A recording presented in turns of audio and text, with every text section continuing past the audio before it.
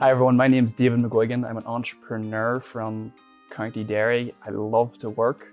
I love to push myself. I love fitness, I love exercise, and I love business. I started my company in 2017, and at that time I was just buying and selling other brands' products, reselling them on Amazon.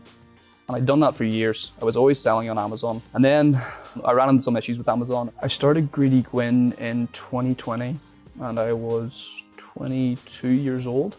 And I initially started the brand because I believed I needed my own brand to take my business to the next level. January 17th, 2021, I think is when I started the Greedy Gwyn TikTok. But I had started my own David McGuigan TikTok a few months before that. And that was before the Greedy Gwyn website had started.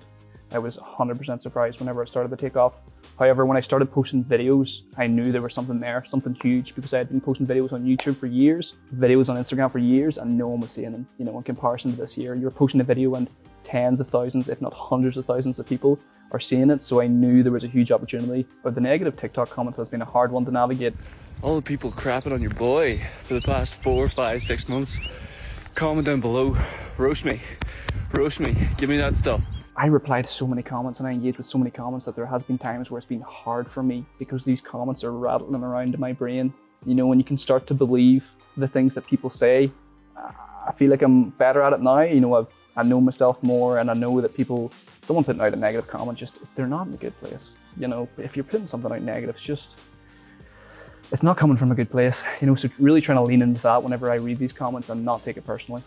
The most challenging thing within my business, I would say, was probably some of the things that caused me emotionally to feel, you know, scared or nervous or unsure. And that was communicating with employees and understanding how to communicate and what to expect and how to be candid as well. It's something I struggled with. And whenever I let people go, it was an overnight decision, but I had been looking at the financials for weeks.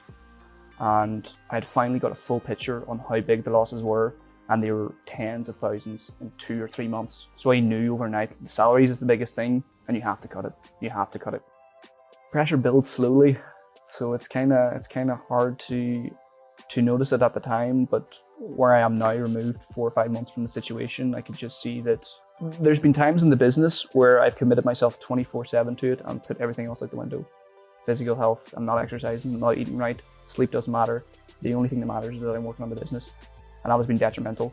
And whenever the business failed, like I went through losses and failures before, whenever this happened again, this is the second or third time I came to a position where the business had lost a lot of money. And I was like, what am I gonna do? And in my head, I thought, to save this, I need to do that again. I need to grind 24/7, everything else goes out the window.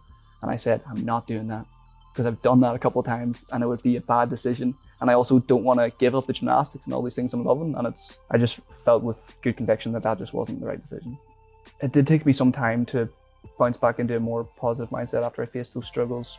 It's kind of like just facing the situation, you know, looking at the numbers, looking at the reality of the situation, because you can delude yourself, you know, you can ignore these things and they build up. But whenever I just started the process of bringing all these things to the surface and inevitably feeling even worse about them, then that's when I could actually start to fix them and start to grow. But it's facing your problems head on is a very important aspect of growth, and the quicker you can do it, the better. That's just where I'm at in my mind right now. If something comes in and I can solve it, do it right now. Get it out of the way. Pushing myself with the business has helped me grow as a person so much, physically, mentally, emotionally. Like it's like a simultaneous growth. I think the link between physical health and mental health and emotional well-being is huge. I can only speak for myself though, and I know I do really enjoy physical exercise, but I mean, we know that physical exercise is good for everyone. You know, we all know that we should be exercising, and it just puts us in such a better frame of mind for our day. And I think if we're struggling mentally or emotionally, one thing that we can do to try and help ourselves is get some exercise. To find my positive, I run, I exercise, you know, I get out there, I run a few miles and I feel good. I spend time doing gymnastics.